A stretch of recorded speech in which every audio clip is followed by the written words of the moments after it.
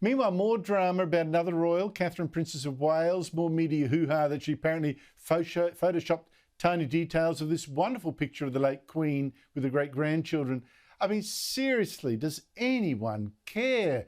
But more serious is that staff at the hospital where Catherine had abdominal surgery for some undisclosed issue actually tried to access her private medical records. I tell you, Patrick, all this must be getting too much for the poor woman.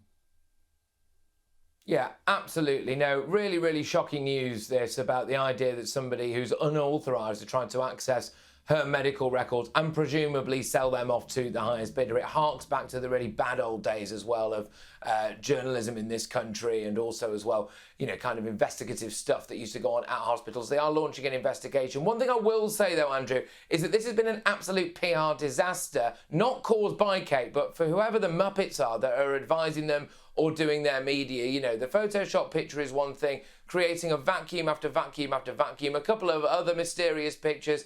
Then we've got this video of them at a farm shop that emerged that was filmed on someone's phone, again sold off to the highest bidder. Anyone could have done anything with that. They have completely lost control of the PR of our future king and queen during their greatest hours of need. And I think when the dust settles on this, they will have to really consider whether or not the people that they've got around them advising them have been doing a good job, because they've got enough on, all right? And she obviously is very, very unwell. And the last thing they need is situations like this taking place at the moment.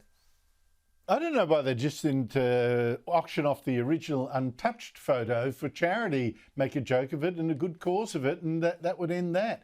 But Patrick, good news. I think we're now past peak woke. Common sense might be becoming more common. Maybe I'm a dreamer. I'm a huge James Bond fan, the films and books. Couldn't believe that the next James Bond, after Pierce Brosnan and after him Daniel Craig, could even be a woman, some said, or a black man, or even a black woman. In fact, in the last film, there was a black woman briefly taking over as 007. We're now told by The Sun it looks like being British actor Aaron Taylor-Johnson, although the BBC says that's not true. Patrick, he looks quite all right in a way, but not quite right, does he?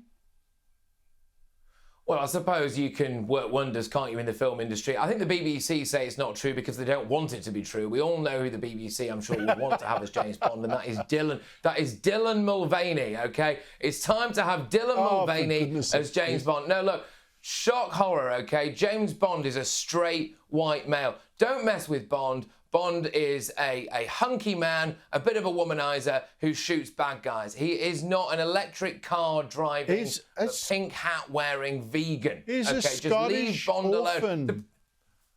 Leave him alone, Patrick. Leave him alone. Absolutely. That's it from me. Thank you for your time.